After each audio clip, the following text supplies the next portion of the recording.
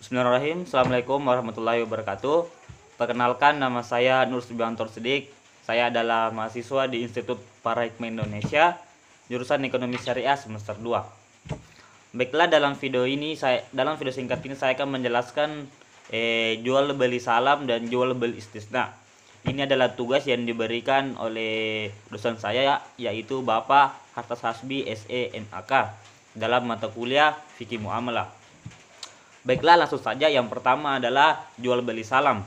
Jual beli salam di sini adalah jual beli yang barangnya itu ditunda pengirimannya, atau dengan maksud kita membeli barang akan tetapi barangnya nanti itu akan ikut belakangan. Jadi kita membayar barang itu dibuka, kemudian barangnya nanti akan dikirim. Jadi itu membutuhkan waktu beberapa saat. Kemudian landasan hukum pada jual beli salam ini ada terdapat dalam surah Al-Baqarah ayat 282. Kemudian rukun dalam jual beli salam di sini ada beberapa. Itu yang pertama adalah pembeli, kemudian yang kedua adalah penjual, yang ketiga dan di sini yang kedua pembeli dan penjual harus balik. Kemudian yang ketiga adalah ucapan atau sikhat. Sikhat di sini berupa akad atau ucapan di mana kedua ini penjual dan pembeli saling menyepakati antara keduanya dalam melakukan jual beli salam itu sendiri. Kemudian yang terakhir adalah barang itu sendiri, dan barang yang diperjualbelikan di sini itu harus jelas. Yang pertama harus jelas jenisnya, harus jelas sifatnya, harus jelas ukurannya, dan waktu pengantaran juga harus jelas, dan tempat pengambilan juga harus jelas. Kemudian syarat-syarat dari jual beli salam itu sendiri itu yang pertama adalah pembayarannya harus kontan atau secara tunai.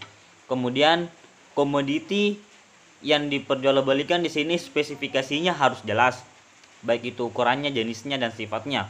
Kemudian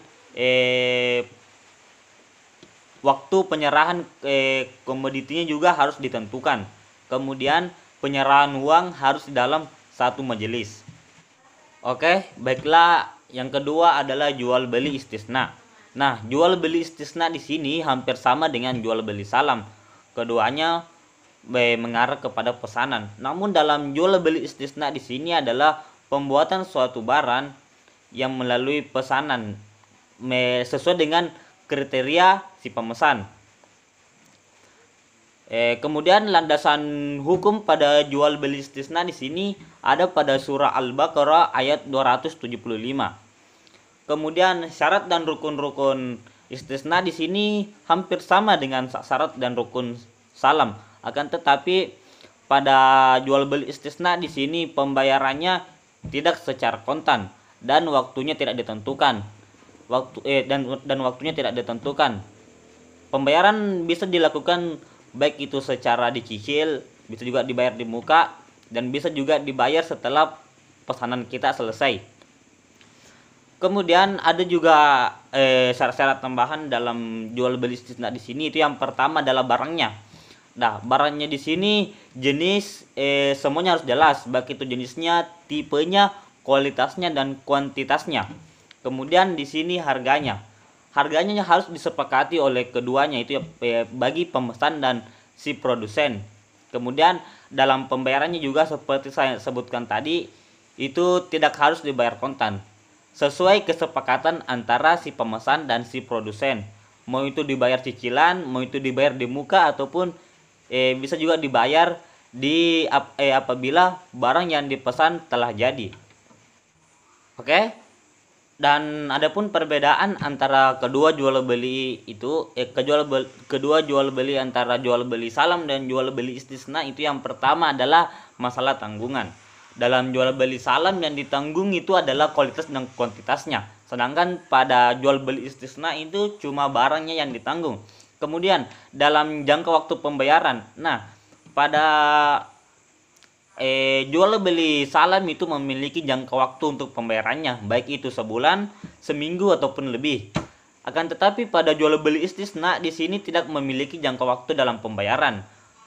Itu tergantung dari kesepakatan antara produsen dan pembeli. Itu mau dibayar di muka, mau dibayar secara cicilan, ataupun dibayar apabila barang yang dipesan sudah jadi. Kemudian kontrak pada jual beli salam ini bersifat mengikat antara kedua belah pihak. Akan tetapi pada kontrak jual beli istisna di sini tidak bersifat mengikat. Kemudian masalah pembayaran. Nah, pembayaran di sini ada perbedaan juga. Ini adalah perbedaan utama antara kedua jual beli ini. Itu kalau pada salam pembayarannya juga harus di muka. Dan itu harus dibayar secara kontan. Akan tetapi pada jual beli istisna itu tergantung dari kesepakatan keduanya seperti yang saya jelaskan sebelumnya. Nah, yang berikutnya adalah praktek jual beli salam dan jual beli istisna dalam perbankan syariah. Baiklah, yang pertama adalah praktek jual beli salam. Nah, praktek jual beli salam di sini perbankan akan membeli barang dengan cara membayar di muka kepada si A dan kemudian menjualnya kembali kepada si B, dan penyerahan barangnya akan diserahkan pada waktu yang ditentukan. Kemudian pada harga atau modal yang di sini harus dibayar secara tunai. Dan itu dibayar di awal atau di muka. Nah, yang berikutnya adalah praktek jual beli istisna. Praktek jual beli istisna di sini hampir sama dengan jual beli salam. Akan tetapi akad jual beli istisna berlaku sesuai dengan kebutuhan masyarakat. Dan kemudian bank akan menjualnya kepada masyarakat sesuai dengan apa kesepakatan yang telah disepakati oleh bank dan si pemesan.